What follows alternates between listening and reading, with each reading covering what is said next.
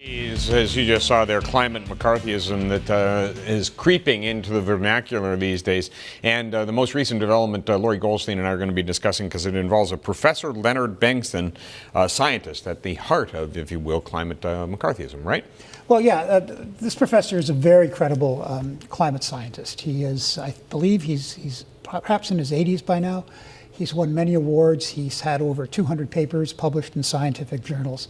And he is not what colloquially is called a climate denier, furthest thing from the truth.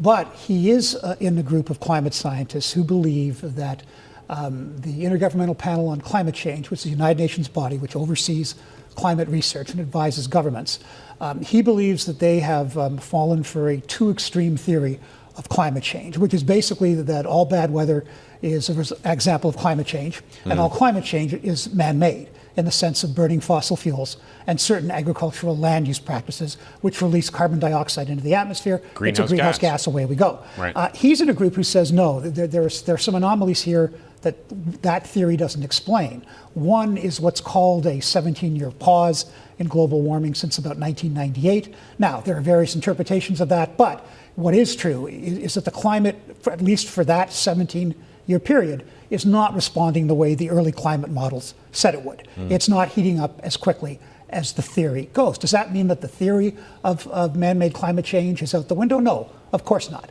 But a measure here is this is a thoughtful scientist. A while back, he joined the board of a group called the Global Warming Policy Foundation.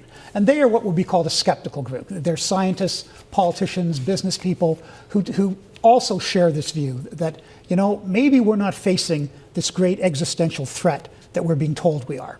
Well, he was basically, he had to resign within a week. He said he feared for his safety and for his health. Other scientists say it was equivalent to joining the KKK? Other scientists said they wouldn't associate with him.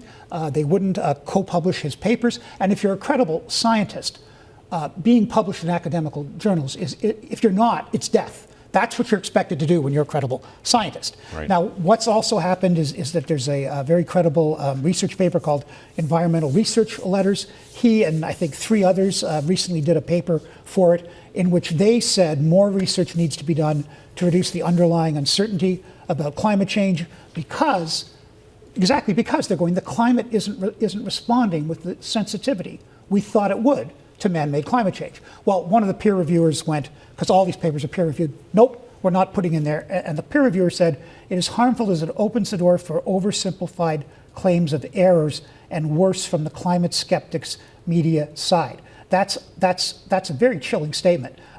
Professor Bengtson is not first of all, he's not a climate skeptic. He's an awarded and honored research scientist. He simply is outside the view, which is basically held by, frankly, a minority of rather radical climate scientists, that we are facing a rapidity in climate change that threatens our existence on Earth. That's not widely accepted in the scientific community. That's what green activists and the Intergovernmental Panel on Climate Change say. But what the vast majority of climate scientists say is, yes, we are influencing the climate. Yes, there are some responsible things we could be doing to slow it down. But the whole thing needs more study. That's what he's saying.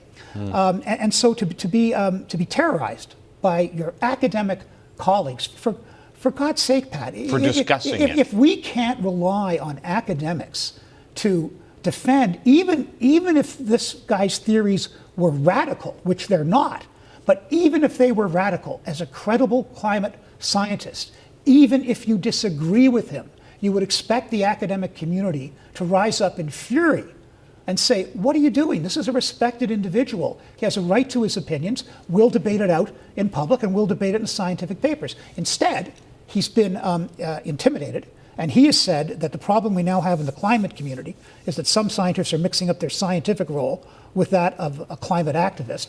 I think that's an understatement. That's politics crossing into science. Yeah. But then you get this Australian guy by the name of Cook, who is also one of these climate guys, and he says the consensus out there, 97% of people think that climate change is man-made. It turns out that whatever study he was citing was fatally flawed, and his methodology was wrong. There's been a couple. There was an American one at BC, but the problem is, it's ironic they would complain about this guy oversimplifying, because those claims, and they've been made for a long time, are totally oversimplified. If you go and read those papers, everybody agrees the climate's changing. Everybody, or 97, everybody agrees the climate is warming. Everybody agrees mankind, through burning fossil fuels and certain agricultural land use practices, is having an influence on climate.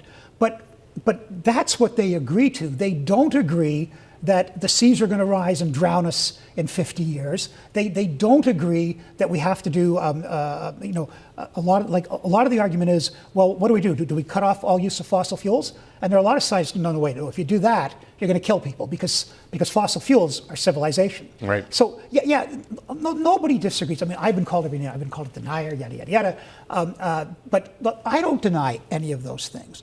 But like a number of experts, like Professor Bengerson and others, are going, well, wait a minute. Like we can't just assume that the most alarming and horrible scenario is the real one, because if you do that and you're wrong, you'll cause much more death. If you don't allow the developing world to use fossil fuels to develop themselves, right, like China, well, never mind climate, you could set up a world war.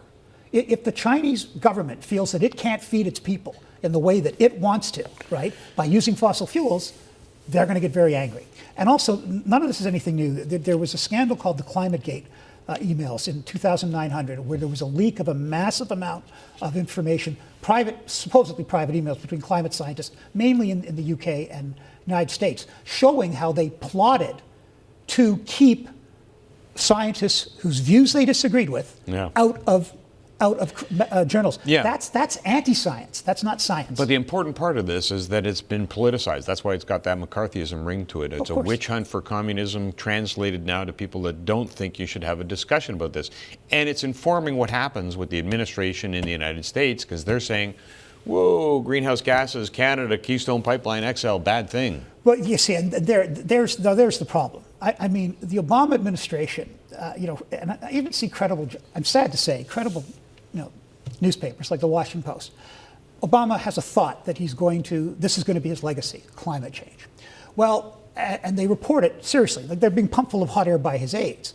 Whereas I would go, well, if he wants that to be his legacy, some questions. Why by the time he leaves office in a couple of years, will the United States be outproducing Saudi Arabia in oil? Why by the time Obama leaves office in a couple of years, will the United States be outproducing Russia as the greatest producer of oil and gas? Why, if he cares about climate change, are U.S. coal exports at record levels? And why, if he claims about climate change, and he's so concerned about the Keystone, has he allowed, and he's boasted about this, pipeline construction enough to circle the Earth? See, this is the problem when you oversimplify these things. They become the white hats and the black hats, right?